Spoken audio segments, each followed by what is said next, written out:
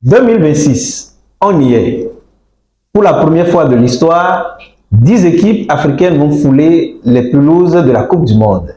10. Et pourtant, quand on parle des favoris, l'Afrique est rarement citée. Je vais vous dire pourquoi c'est une erreur. Pourquoi cette édition est bien celle de l'Afrique.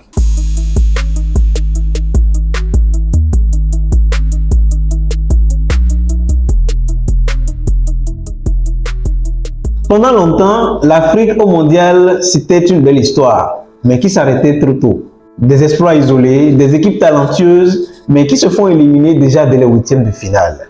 Jusqu'en 2022. En 2022, le Maroc a changé quelque chose. Pas juste pour eux, pas juste pour les Marocains, mais pour le continent africain.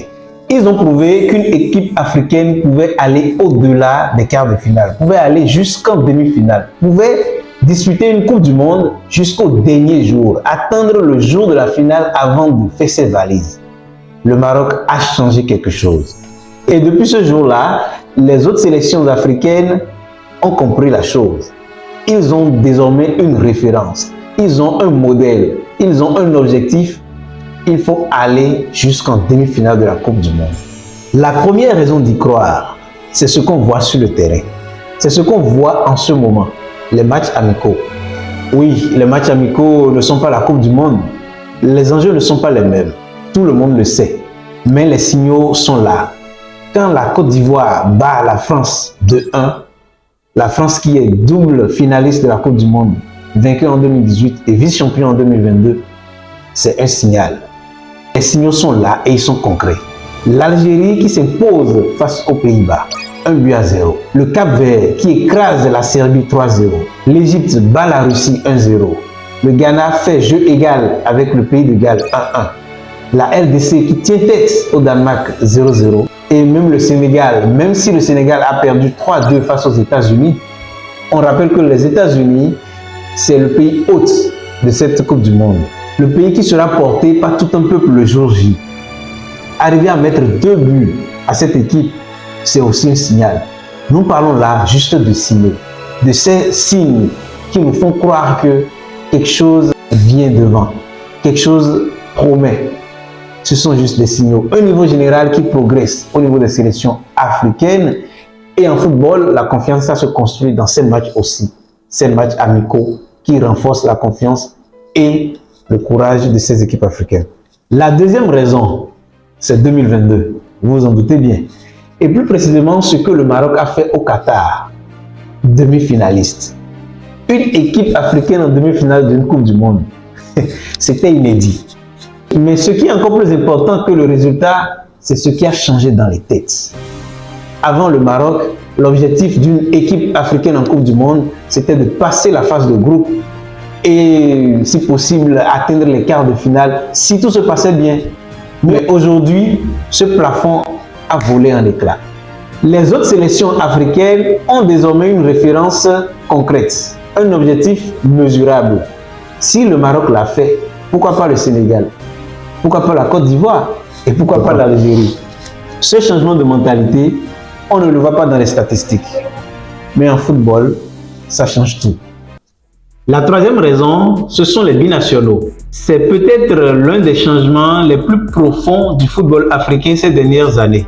De plus en plus de joueurs nés ou formés en Europe, au lieu de choisir des sélections nationales européennes comme la France, l'Espagne, préfèrent défendre les couleurs du continent africain.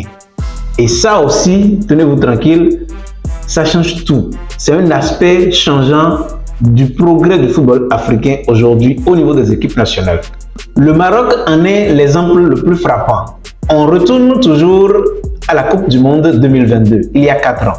Pour le match de classement, la petite finale contre la Croatie, le sélectionneur Walid Regragui a aligné 11 joueurs dont seulement 4 ont fait leur classe en Afrique. 7 d'entre eux ont été formés en Europe. C'est le cas de Hakim Ziyech, Moussaï Mazraoui, Sofiane Amrabat qui ont été formés aux Pays-Bas. Achraf Hakimi est un produit du Real Madrid, donc en Espagne. Selim Amala a suivi sa formation en Belgique. Romain Saïs et Sofiane Boufal ont été formés en France. Il faut aussi remarquer que parmi les 4 joueurs remplaçants qui ont participé à la rencontre, Abdel Ezalzouli, produit du FC Barcelone, donc formé en Espagne, et Abdelhamid Sabiri, formé en Allemagne, font également partie de ce contingent de joueurs formés en Europe. Et le modèle ne s'arrête pas au niveau du Maroc uniquement. Quand on s'intéresse à l'équipe du Ghana, on constate que Iñaki Williams, attaquant d'Athletic Bilbao, a été formé en Espagne. Plus loin avec la RD Congo, nous remarquons un contingent important et remarquable de joueurs formés en Europe. C'est le cas de Cédric Bakambu, Simon Banza, Yohan Wissa, Théo Bongonda, Touanzebe, Kapouadi et bien d'autres. Des joueurs habitués aux exigences du haut niveau en Europe, mais qui ont préféré jouer pour des sélections africaines. À partir de ce moment-là, le message est clair. L'Afrique ne laisse plus filer ses talents, elle les récupère. Et ça aussi, ça change la donne. La 4e raison, c'est le format de la compétition. Le format de cette Coupe du Monde 2026, et celui-là, il est historique. Pour la première fois, 48 équipes vont disputer la Coupe du Monde et l'Afrique, elle y envoie 10 équipes à elle seule, 10. Nous avons le Ghana, l'Algérie, le Maroc, le Sénégal, l'Égypte, la Côte d'Ivoire, la RDC, l'Afrique du Sud, le Cap-Vert et la Tunisie. Elles sont donc 10 équipes contre 5 il y a juste 4 ans. Ce n'est pas anodin. Plus d'équipes africaines veut signifier mécaniquement plus de chances d'avoir des sélections africaines au tour suivant. Les sélections africaines ont donc plus de chances d'aller loin cette fois-ci qu'il y a 4 ans ou lors des éditions précédentes. Mais ce n'est pas tout. Le nouveau format présente un aspect plutôt particulier. Il ouvre une porte supplémentaire. Les meilleurs troisièmes se qualifient également pour le tour suivant. Sur 12 groupes, 8 meilleurs troisièmes seront repêchés. Cela signifie que les marges d'erreur sont plus grandes. Une victoire suffit souvent pour se mettre à l'abri d'une élimination précoce. Ou même, aligner 3 matchs nuls d'affilée peuvent amener une équipe à totaliser 3 points et se qualifier au tour suivant. C'est minimaliste, mais ça reste une chance de sortie. Vous avez bien entendu, ne pas perdre peut qualifier une équipe au tour suivant de cette Coupe du Monde 2026. Le format 2026 est donc une opportunité historique et l'Afrique serait folle de ne pas en profiter. Alors oui, les raisons d'y croire sont là, mais je vous ai dit au début, je serai direct. Et être direct, ça veut dire relever également les obstacles qui peuvent freiner l'Afrique à cette Coupe du Monde. Parce que les obstacles, il y en a, et pas qu'un seul. Premier obstacle, c'est l'expérience des grands moments. En football, il y a une différence entre être un bon joueur et savoir gérer par exemple une finale de Coupe du Monde ou une demi-finale de Coupe du Monde. Et cette pression-là, peu de joueurs africains la connaissent. Actuellement, dans les effectifs des sélections africaines attendues à la Coupe du Monde 2026, ils sont moins de 10 à avoir déjà disputé au moins une demi-finale de Ligue des Champions. Une demi-finale de Ligue des Champions, rien que ça. C'est avec les récentes modifications au niveau des compétitions de clubs de l'UEFA que certains joueurs avec leur club de seconde zone, si on peut le dire ainsi, ont pu accéder à des compétitions européennes d'envergure comme la Ligue des Champions, la Ligue Europa, la Ligue des Conférences également. Donc, c'est un début de découverte pour eux de ces grands moments, de ces soirées européennes qui vont leur servir dans leur carrière à une demi-finale de Coupe du Monde par exemple, à un quart de finale de Coupe du Monde par exemple. Cela dit, l'expérience des véritables sommets ne s'improvise pas. Ils ont commencé et ça va se faire sur la durée. Donc ça se construira sur des années. Le deuxième obstacle, ce sont les favoris. Vous êtes d'accord avec moi? Quand on parle de favoris à la Coupe du Monde, on ne cite pas encore les sélections africaines. Et là, soyons clairs, ils sont redoutables, ces favoris. À commencer par la France. La France vient avec Mbappé, Olysée, Dembélé. 3 joueurs qui font partie des 10 meilleurs actuellement en forme en Europe. Derrière eux, on retrouve Saliba, Upamecano, qui ont atteint avec leur club respectif la finale et la demi-finale de Ligue des Champions cette saison. Cet effectif est également composé de talents émergents tels que Ryan Cherki, Barcola, Désiré Doué. En dehors de la France, le Portugal vient aussi avec une âme redoutable.